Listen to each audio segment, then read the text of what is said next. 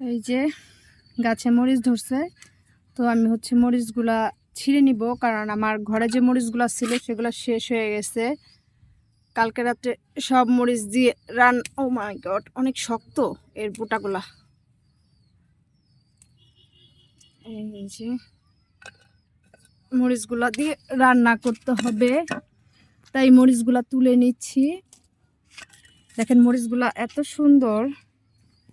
আরো মরিচ আছে ওই সাইডে, সবগুলো মরিচ গাছ আসলে এক সাইডে না, এটা একটা সমস্যা। বাকি মরিচ গাছগুলা এই সাইডে। এই যে দেখেন এগুলো পেকেই গেছে, মানে আমার ঘরে মরিচ ছিল এবং এখনো আছে, আরো একদিন যাবে। তো যেহেতু আমার ঘরে মরিচ ছিল, এর আগে অনেক মরিচ ধরেছিল, তখন আমি কিছু খেয়েছিলাম এবং কিছু হচ্ছে ডিপে সংরক্ষণ করে রেখেছিলাম। এর জন্য মরিচ আমি ছিঁড়ি না, শেষ হইলে ছিঁড়ি, বা যখন দেখি পেকে গেছে আর বাঁচবে না ঠিক ওই মুহূর্তটাই ছিঁড়ি। যেগুলো এখন না তুললে নষ্ট হয়ে যাবে।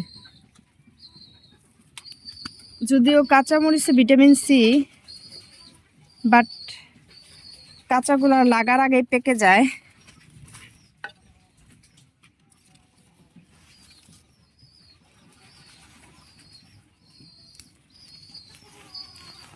দেখতেও পাই না আসলে, এক হাতে ধরা এবং এক হাতে ছিঁড়াটা অনেক কষ্ট। সাকসেসের ক্রেডিটটা সবাই নিতে চায়। মাই গড, বাট কাজ করে সাকসেস করাটা সো টাফ। এই যে আজকে আর ছিড়বো না, কাঁচাগুলা থাক, আমি শুধু বেছে বেছে পাকাগুলাই নিলাম। সো দেখেন আমি কিন্তু ঝাল অনেক কম খাই, সো এই মরিচগুলাই কিন্তু আমার দেখা যাবে যে এক সপ্তাহ চলে যাবে। এখানে যতগুলা মরিচ, এই মরিচগুলাই আমার এক সপ্তাহ চলে যাবে, যেহেতু ঝাল আমি কম খাই। তো কেমন হলো আমার ছাদ বাগানের গাছের মরিচ একটু জানাবেন সবাই, ওকে। আর আরেকটা হচ্ছে, মানে আমার খুব ভালো লাগতেছে এই ভেবে যে দেখেন আমার মাশাআল্লাহ না বলে যাবেন না, সিম গাছে ফুল চলে আসছে।